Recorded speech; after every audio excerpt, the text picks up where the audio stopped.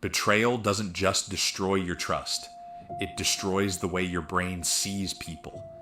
After it happens, you change. You start doubting small details. You start overthinking everything. You replay moments in your head. You start feeling threatened, even when nothing's happening. And the worst part, you might still think you've moved on, but your body hasn't. Your brain hasn't. And the way you love hasn't either. If after certain people, you've never been able to relax the same way, never trust the same way, never feel safe the same way, stay with me until the end. Because what betrayal did to your brain might explain things about you that no one has ever been able to explain. If this already feels personal, subscribe to Mental Armor and tell me in the comments, what changed most in you after betrayal? Chapter 1. Betrayal doesn't become a memory, it becomes an alert. When betrayal happens, your brain doesn't just store it as emotional pain, it stores it as danger. Because to your brain, trust isn't just a feeling, it's safety. It's how your brain decides. With this person, I can let my guard down. But when someone breaks that, especially someone close, someone who knew your weaknesses, someone you let in, your brain learns something brutal.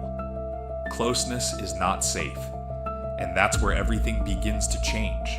You don't just feel hurt, you become alert. Your brain starts scanning for signs, changes in tone, strange silence, different responses, facial expressions, small details you would have ignored before. Because now your brain isn't trying to connect anymore. It's trying to protect you from it happening again. And the problem is, it doesn't just do this with the person who hurt you. It starts doing it with everyone. And that's why after certain betrayals, you don't just suffer because of what happened. You start suffering because of what your mind keeps creating. And that's where one of the most silent and most destructive patterns begins: overthinking. Chapter 2. Your mind starts replaying, reviewing, and questioning everything. After betrayal, your mind doesn't just want to remember, it wants to review. Review what you missed, review the signs you ignored, review conversations, review details, review the exact moment everything started to fall apart without you noticing. That's why you replay moments in your head over and over again. Not because you want to suffer, but because a part of your brain is desperately trying to find the mistake, the exact moment where it could have avoided the pain, so it goes back and back and back again, trying to convince you that if you understand everything, you'll never be caught off guard again.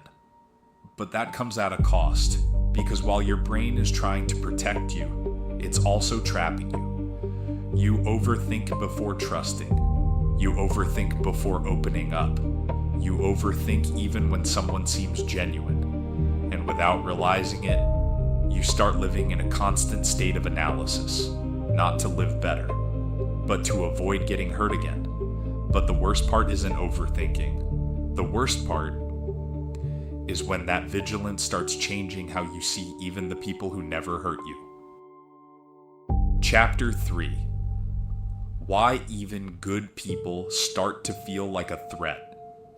If this is hitting harder than you expected, stay with Mental Armor. And tell me below, did betrayal make you more distant or more suspicious? After betrayal, the problem isn't just the person who hurt you, it's what your brain does after it. Because it doesn't just learn to distrust that one person, it learns to distrust patterns, closeness, kindness, attention, affection, care. That's why sometimes even a good person makes you uncomfortable. Someone patient, someone present, someone who hasn't done anything wrong, and still, something in you shuts down. You observe more than you should. You doubt more than you want to. You look for hidden motives. You wait for the shift. You wait for things to break. And that's the painful part. Because now you're not just suffering from who hurt you. You're also struggling to feel safe around people who might never hurt you. That's when betrayal stops being just a memory and becomes a filter. And when that filter takes over how you see people, it doesn't just change what you feel, it changes how you act. Chapter 4. You start pulling away. Before anything even happens. After certain betrayals, you don't wait for the pain anymore. You move first. You shut down earlier. You distance yourself sooner. You explain less.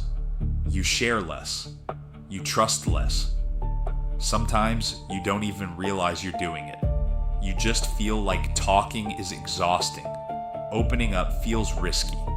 Depending on someone feels dangerous. Loving again feels like giving someone too much power. So you create distance. Not because you want to be cold. Not because you want to hurt anyone. But because a part of you believes that if no one gets too close, no one can destroy you again. And that feels like protection. But most of the time, it's a prison. Because without realizing it, you end up paying for the betrayal twice. Once when it happens, and again when it keeps controlling how you live. And this is where most people get it wrong. Because they think healing means not feeling anymore. But it doesn't. Chapter 5. Healing isn't forgetting. It's teaching your brain you're safe again.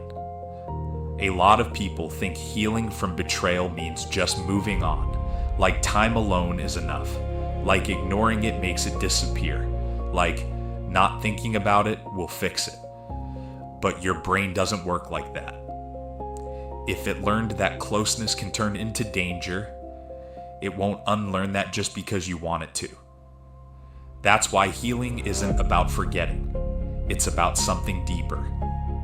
It's about slowly showing your brain that not every connection ends in pain, that not everyone will use your vulnerability against you, that silence doesn't always mean betrayal, that care doesn't always end in abandonment. And that takes time, because betrayal doesn't just affect your memory, it affects your sense of safety. So healing means teaching your brain how to recognize the difference again, between past and present, between danger and safety, between the person who hurt you and people who aren't them. Maybe the most painful part of betrayal isn't just what it made you feel in the moment, but what it quietly changed in you afterward. The way you think, the way you love, and the way you started doubting even peace itself. So if you feel like you've never been the same since, maybe that's not weakness. Maybe it's adaptation. Maybe your brain learned the hard way that trusting can come at a cost. And that's why now you observe more, you doubt more, you close off more, and sometimes don't even know why. But this doesn't end here. In the next video, we're going to go even deeper into this and understand exactly why you don't trust anyone anymore. If this resonated with you, tell me in the comments what changed the most in you after betrayal. I read everything, and if you want to understand your mind better, why you feel the way you feel, and why you became who you are today, subscribe to Mental Armor. Because here, we don't ignore the pain, we understand it. And sometimes, understanding is the first step to finally feeling safe again.